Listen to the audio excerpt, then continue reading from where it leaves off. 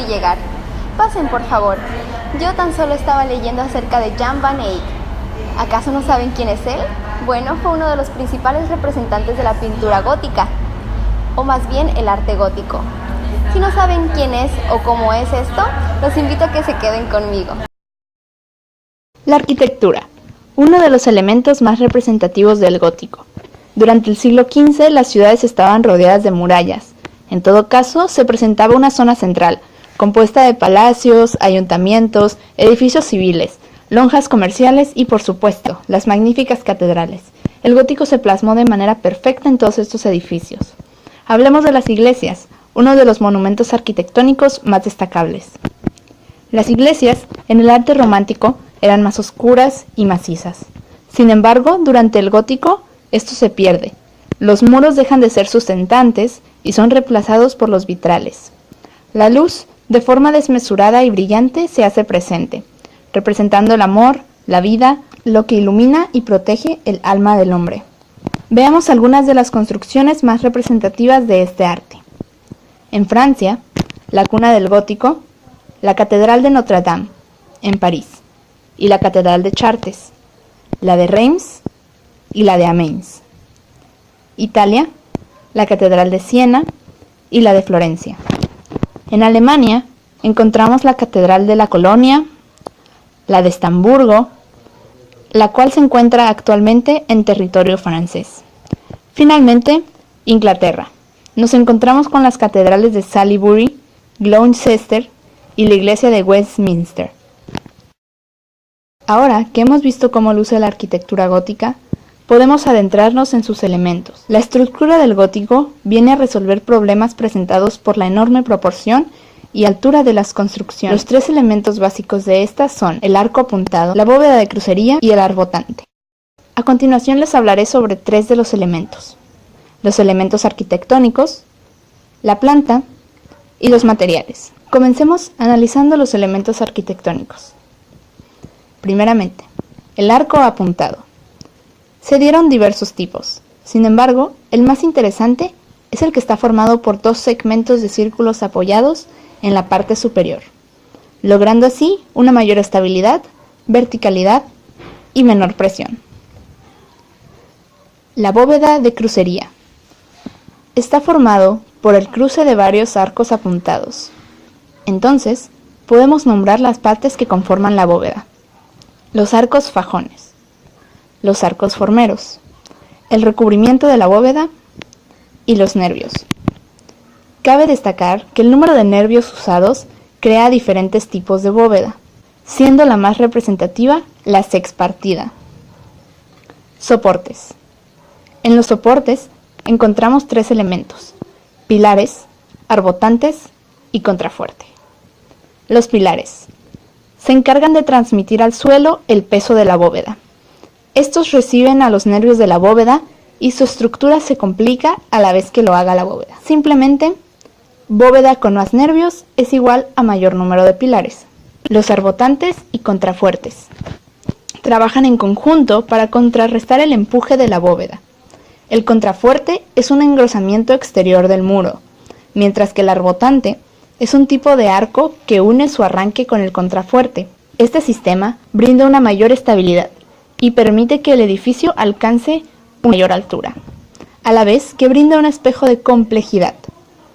Un elemento icónico de la arquitectura gótica que podemos destacar en este punto son las gárgolas, las cuales se colocaban al final de los arbotantes y servían para drenar el agua que caía sobre los edificios durante las lluvias. Las torres. La parte inferior de estas suele estar hecha de cubo macizo, mientras que la superior de enormes vanos, es decir, las ventanas y puertas, los cuales aligeran el peso de la torre.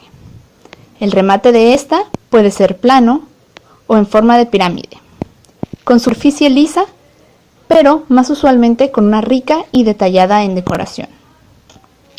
Las fachadas se enmarcan con dos torres, disponen en la parte inferior de varias puertas y en la superior de rosetos. Las puertas son abocinadas utilizando el arco apuntado y el tímpano se divide en franjas que se decoran con relieves. Las ventanas. De igual manera, se utilizaban los arcos apuntados junto con tracerías caladas, los cuales son las formas y diseños decorativos en piedra que podemos observar, los cuales eran sostenidos por delgadas columnas. Ahora demos una mirada a la planta, la representación de un edificio sobre un plano horizontal. Las plantas de las iglesias góticas. La mayoría de estas tenían una estructura de cruz latina. Nos encontramos con 3 o 5 naves, con un transepto menos destacado. El crucero, la zona en la que la nave central y el transepto se encuentran, aún lo podemos observar. Sin embargo, durante el gótico se desplaza hacia el centro de la iglesia. El peso de la bóveda descansa en los pilares, que son llevados por los arbotantes a los contrafuertes. Así, los muros quedan libres de carga para otorgarles una mayor iluminación mediante los vitrales. Finalmente, el material constructivo. El material que más se utilizaba era la piedra, algunas veces el aparejo irregular, el cual consiste en colocar rocas de diferentes tamaños hasta construir el muro. Dentro de la arquitectura gótica, una de las más destacables es la gótica española. Así que los dejo con mi compañero Damián, quien les contará más al respecto. La arquitectura gótica se difundió en España a finales del siglo XII. Su consolidación fue regresiva, combinándose en sus primeros momentos los elementos arquitectónicos románicos y góticos. Desde sus inicios hasta llegar al periodo del Alto Gótico, la arquitectura española se mantuvo fiel a los modelos franceses. El desarrollo de la arquitectura en España fue durante el siglo XIII y XIV. Reflejó las diferentes circunstancias históricas a las que estaban sirviendo los diversos reinos hispanos. España junto con Alemania fueron dos de los países de Europa que recibieron la arquitectura gótica con mayor entusiasmo. La arquitectura gótica emplea sillares de piedra bien labrados. Sus elementos esenciales son el arco puntado y la bóveda de crucería, que concreta los esfuerzos en 4 puntos determinados que apoyan los nervios cruzados. El gótico llegó a España a través de Francia. La propaganda cisterciense hace que los edificios románicos se cubran con bóvedas, con ojivas, como muestra el monasterio de Poblet, la catedral de Ávila y el monasterio de las Huelgas. Las impresiones catedrales nos hablan de la fortaleza y crecimiento de la población española, del predominio de la ciudad sobre el mundo rural y del enorme poder económico ganadero de sus cabildos. Con un movimiento nuevo surgiendo en todas las manifestaciones artísticas, no podía quedarse atrás una de las más representativas. El estilo gótico buscaba una pintura naturalista, síntesis de color, así como una valoración de volumen. En cambio, el bizantino, el gótico difiere en la ornamental y los valores naturalistas y plásticos. El retorno a la naturaleza y la realidad lleva implícita la angustia del hombre ante el enigma del mundo. Voy a hablarles sobre algunos de los exponentes de arte gótico. El primero de ellos es Giotto di Bondone. Se estima que nació en 1207, aunque algunos dicen que hasta una década antes fue su nacimiento. Él vino a revolucionar el arte italiano, dejando atrás los trazos rígidos y haciendo de sus pinturas algo más naturalista y clásico, poniendo a personas reales de la época en paisajes creíbles. Además, el rostro y las expresiones de él jugaban un papel importante y característico en sus pinturas. Giotto di Bondone apostó por fondos más infantiles y teatrales, y como factor de unificación, la luz, haciendo de sus obras un conjunto de figuras, paisajes y arquitectura. Además, como ya mencionamos, la expresión de los rostros en los personajes jugaba un papel importante. Luego está Duccio di Boninsegna, que en sus obras encontramos elementos bizantinos y góticos. Se caracterizaba por fondos dorados y colores muy vivos. Fue probablemente uno de los artistas más influyentes en Siena, en Italia, claro, en su tiempo. Además, su obra más importante o más característica es Madonna con niño o Madonna con bambino. Jan van Eyck es considerado uno de los fundadores de la escuela primitiva flamenca, y si no saben qué es eso, fue un movimiento revolucionario de la pintura en el que la pintura cambió en su estilo, haciéndolo más detallado y haciendo una nueva tendencia en la forma de hacer los fondos. Se empezaron a hacer casas en las que había ventanas o puertas en las que se observaba un fondo más allá, quizá un patio. Eso fue algo que en su tiempo fue muy innovador.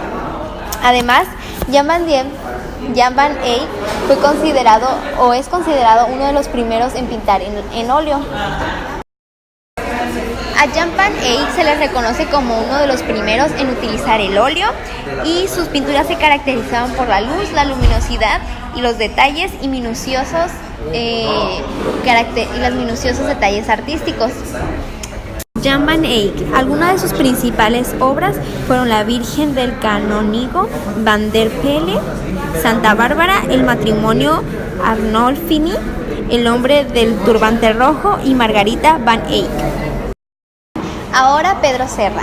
Pedro Serra era de origen aragonés y desarrolló su trabajo durante el siglo XIV. Era por excelencia el representante de la pintura gótica de Treceno, Catalón, Aragones. Se caracterizaba por unas pinturas con mucha elegancia y refinamiento. Una de sus principales obras es el retablo del Espíritu Santo en 1394, de Maneresca. Se trata de un retablo de grandes dimensiones y de gran riqueza iconográfica, con 22 escenarios diferentes y 36 figuras de santos pintados. Jaime Huguet o Jaume Huguet, pintor gótico español. Las figuras de sus cuadros eran alargadas y melancólicas, delicadas y con vestimentas propias de la época, propias del siglo XV, siguiendo los gustos y estilos flamencos de la época. Se observaba una gran influencia de escenas evangelísticas, o sea, sus pinturas eran de temas religiosos. El arte flamenco que se desarrolló en el siglo XV, que se busca en el estilo internacional del siglo XIV, de carácter caligráfico y miniaturista, cuyos rasgos específicos fueron el uso de ambientes realistas y finados, también el uso de pinturas brillantes, figuras estilizadas y líneas curvas. El fuerte interés por captar la realidad se inició en la escultura, de donde pasó a la pintura, pero sus progresos fueron tales que acabó influyendo en la escultura. El predominio pictórico se verá favorecido por la apariencia de una amplia clientela burguesa, que encarga a los artistas pequeñas pinturas sobre tabla de contenido religioso en las que aparecen retratados como participantes del misterio divino. Bueno, y respecto a los vitrales o vidrieras, estas estaban complementadas con la arquitectura del mismo título de la escultura monumental y añade sus caracteres funciones a un papel icónico, a través de su iconografía paralela a la estructura. Sus esencias translúcidas que captan y transmiten al interior del edificio, las modulaciones coloreadas de la luz, imágenes de Dios que le da significado simbólico y que complementa la expresada por la misma arquitectura de la iglesia gótica. Y como dato curioso, estas explican la evolución de la vida gótica en su coloración y dimensiones. La vidriera está conformada por una serie de vidrios de colores que se organizan para representar determinadas escenas, las cuales se encarzan sobre una red de plomo o emplumado. Las escenas en un principio se desarrollaban en una serie de medallones horizontales en un sentido vertical. Las vidrieras del siglo XII son notables por su bello colorido, sus sobresalientes como Chartres, Paris o Reims. Y como algunas características de los vitrales o vidrieras, tenemos de triple carácter, funcional, óptico y espiritual. La belleza y los programas iconográficos, así como las vidrieras y la escultura, son elementos característicos de la arquitectura gótica. Estos dos últimos embellecen aún más el arte gótico por sus efectos y significaciones. Hace un momento se hablaba sobre las vidrieras, ahora hablaremos sobre la escultura. La escultura gótica es más naturalista que la romántica, es decir, más humana. En la escultura gótica se retoma la escultura exenta, es decir, las representaciones en tercera dimensión en verdadera proporción.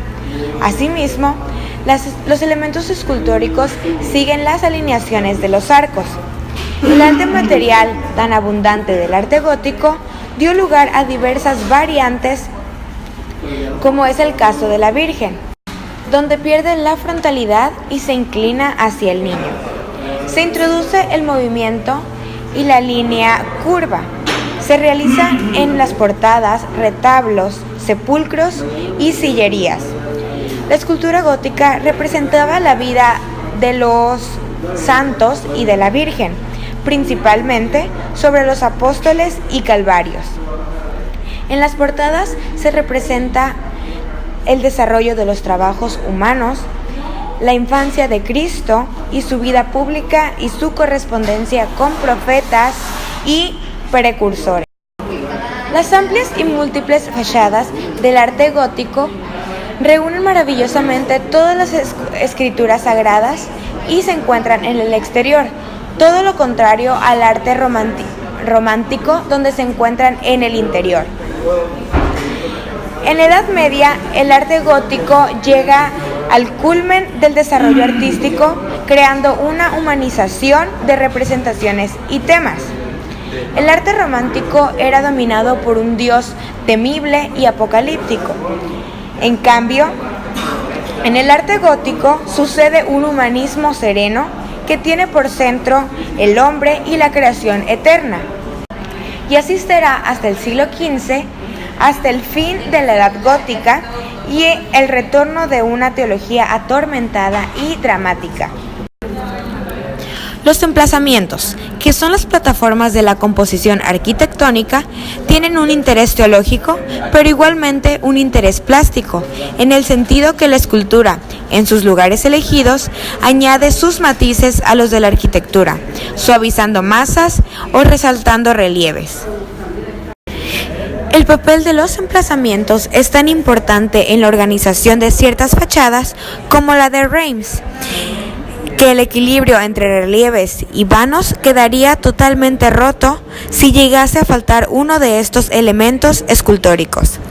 Las características de la escultura gótica de la época clásica son formas plenas que sobresalen del soporte en el cual se apoyan sin integrarse en él, la monumentalidad serena y aérea y una idealización seguida de una búsqueda de individualidad de los rostros.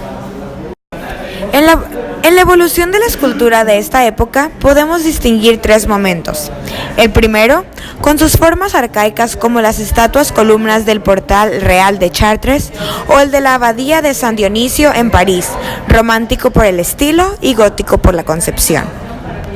El segundo gótico se caracteriza por una sintonía monumental en su arquitectura. Es el de las grandes catedrales, Chartres, París, Amiens y Reims. Cada una tiene un sentido particular, subdividido en varios como consecuencia de los diferentes talleres que trabajaron en ellas. Este periodo clásico llega a su madurez rápidamente y está caracterizado por una riqueza inaudita, pero fue breve. Antes de terminar el segundo periodo gótico, monumental y clásico, el primado de la arquitectura y de la gran escultura cede su lugar a las artes preciosas, cuyo estilo va a prevalecer y los caracteres de la arquitectura menor se impondrán. La escultura, totalmente independizada de su cuadro arquitectónico, será valorada por sí misma, o bien, como ocurre en la fachada occidental de la Catedral Rohan, después de 1470, sus efectos se impondrán a los constructivos. Con ello comienza un tercer periodo de la escultura gótica, que acabará en el manierismo y en las complicaciones estilísticas de fines de la Edad Media. Como se mencionaba anteriormente, la época gótica presentó diversas variantes. En el crucero norte de Nuestra Señora de París, la Virgen sorprende por su monumentalidad, su calidad aristocrática, vestida noblemente con amplios pliegues, presenta el tipo que servirá de norma para las vírgenes con el niño, a partir de esta época y caracterizará pronto toda la estatuaria. De los tipos de vírgenes, virgen sentada y virgen de pie, el primero continúa la tradición de las vírgenes relicarios con un rostro y actitud impasible similares a los adoptados por las obras procedentes de fines del siglo XII. En la segunda mitad del siglo XIII se fija el tipo de virgen con el niño dulcemente maternal y tierna. Su anchura, más o menos acentuada, se debe al tratamiento de los pliegues de la ropa, que el manierismo irá poco a poco complicando con virtuosismos gratuitos que llegarán hacia 1400 a las formas barrocas más extremas.